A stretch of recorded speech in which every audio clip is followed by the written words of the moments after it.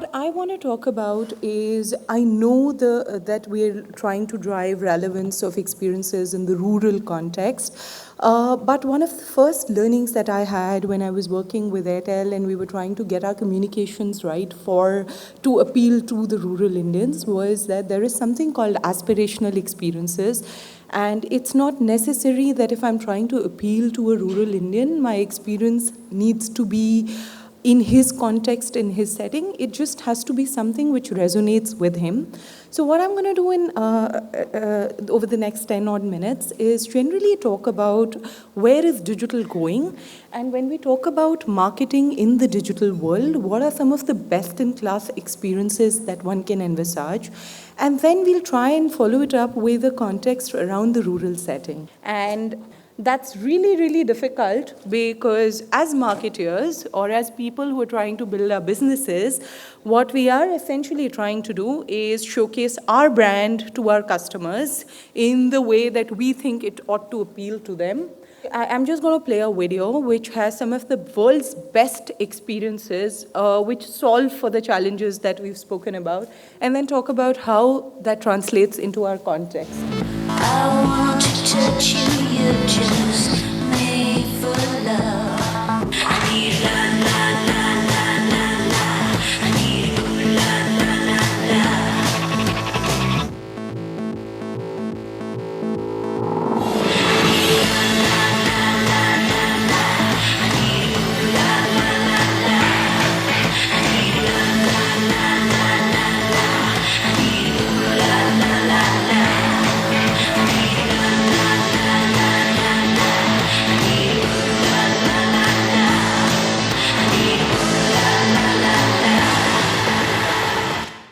Yes, so of course, a lot of stuff that we see here is predicated upon great internet connections and amazing devices which can talk to each other. A lot of stuff that we don't see in rural India, right? But what does this really mean for us as marketers trying to connect with an audience in the rural part of the country? Essentially, it means that if these are the possibilities, how can I lift some of these ideas and translate them within the given constraints of a rural ecosystem? Simply because I don't have bandwidth connectivity, does it mean that I'm going to deliver inferior experiences to my customers, or am I going to be innovative and think about how do I come up with a vernacular page which quickly loads up on a low bandwidth connection, maybe get interactivity through SMSs and solve for experiences which customers are expecting to be delivered in the digital world, because every rural customer you're going to talk to, probably his first experience with the internet is a social experience wherein he is experiencing the world-class Facebook.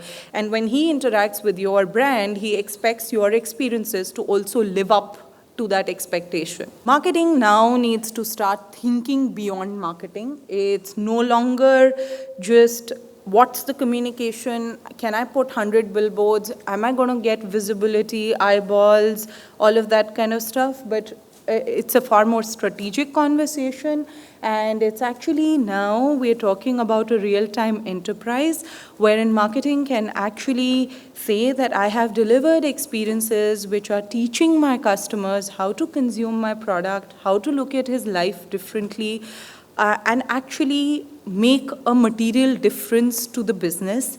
So I want to conclude by saying that digital, like we heard from Mr. S. Kumar, has certain really unique characteristics which can solve for a lot of challenges that we see in the rural context. It can democratize information, it can cut down the cost of bringing services to people who are geographically dispersed. It has discoverability capabilities, it can teach, it can coach. So it's up to us as marketers to look at a more holistic conversation around experiences and we solve for the high-end customers by providing for wearables and Internet of Things and connected experiences.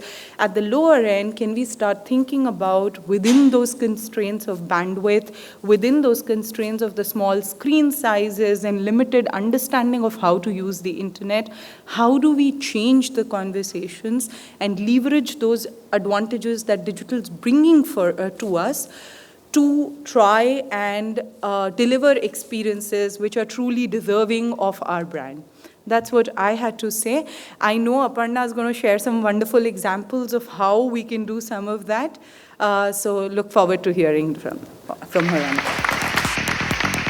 May I please now request Ms. Aparna Lal, Director Digital and Social Media Marketing, Microsoft India, to please come up. She is popular for her core expertise in digital and social media marketing, compelling storytelling methodology, and data-driven marketing techniques. Acknowledged as most influential digital media professional 2015 by World Marketing Congress and CMO Asia. Everyone, come on, please put our hands together as we welcome Ms. Aparna Lal.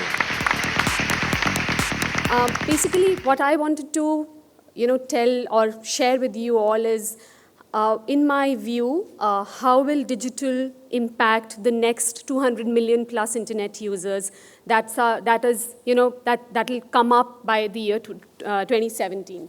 So we all know that today India's internet population stands at about 354 million.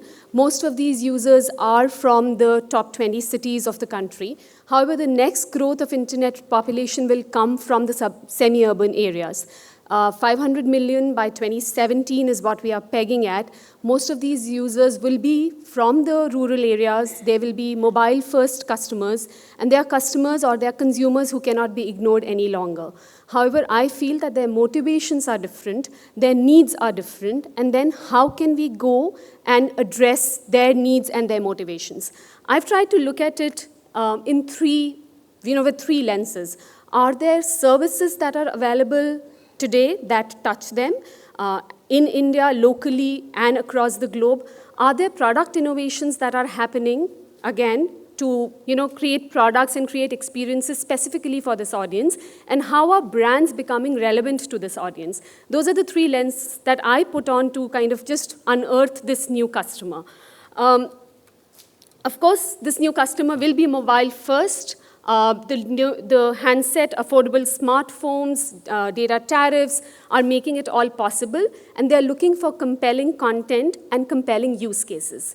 Okay, so one of my first example, before we went into the example, I just wanted to spend a little bit time on what are some of the motivations of this consumer. This consumer, to my mind, lives in fairly challenging basic situations, right?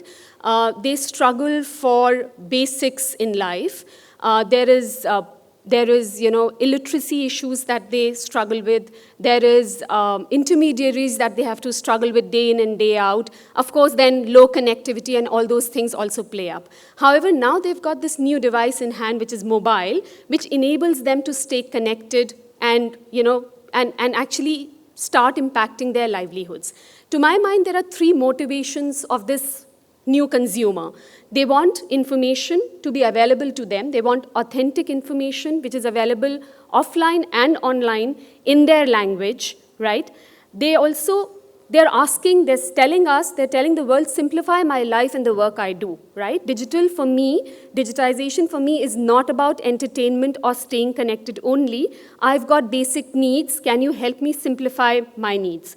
And third is open up new avenues for me, right? How can you make me do whatever I do in a better way? How can you remove intermediaries? How can you blur boundaries? And how can you open up new avenues for me? So digital for them, digital mobile, internet, PC is about digitization. It's more about democratization, and it's more about decentralization. And can brands or organizations or associations do that today? There is this example of a Bull2 radio. This is a very small initiative which is happening in Bandwari district of Madhya Pradesh, where people are constantly on their Bluetooth-enabled mobile phones. It's called, because they do not know probably what Bluetooth is, they call it the Bull2 radio. What they are using that Bluetooth-enabled devices for, and most of the time I honestly just forget that my device is Bluetooth enabled because we are so used to Wi-Fi connectivities most of the time. But imagine for them, that Bluetooth enabled device is allowing them to do so much more. If they have a local issue, they can record that issue through their device in their own language. Their local language is Kuduk. I hope I'm pronouncing it right. They record that message in Kuduk. Somebody then takes all those messages and actually goes to a central Gram Panchayat office where all these messages are translated either in Hindi or English, and then they are relayed through a central server to a local authority, to a Gram Panchayat, or to people who can actually act on them. So if the forest deeds haven't come on time, they record it and they put it on their Bultu radio.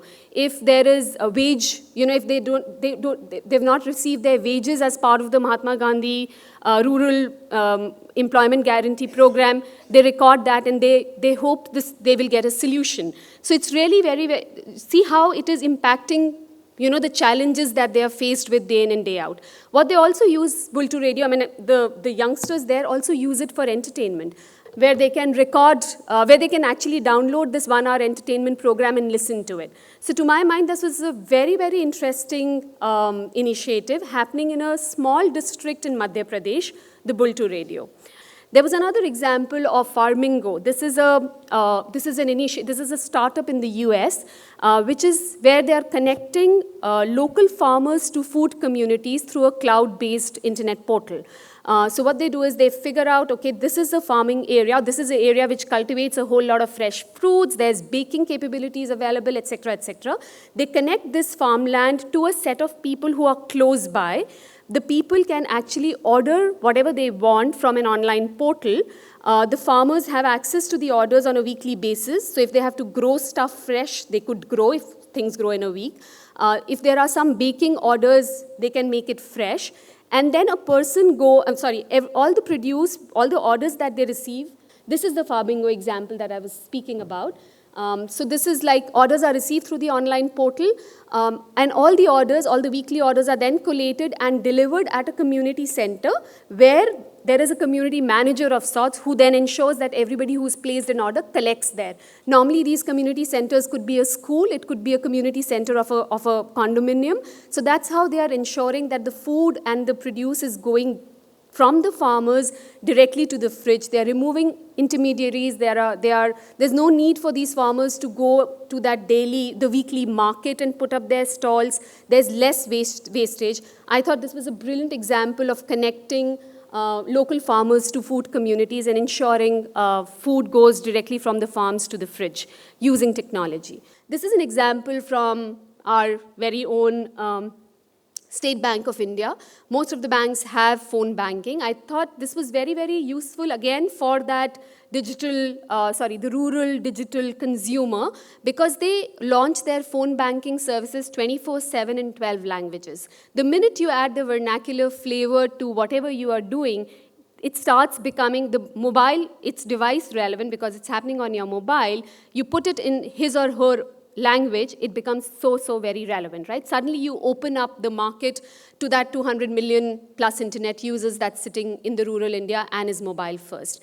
So what I tried to do in the last 10 minutes or so was, this consumer is there, it's a large group. However, their challenges are different, their motivations are different, and how there are certain organizations and brands that have created services, that have created products or innovated products and made their brand so very relevant to this digital consumer.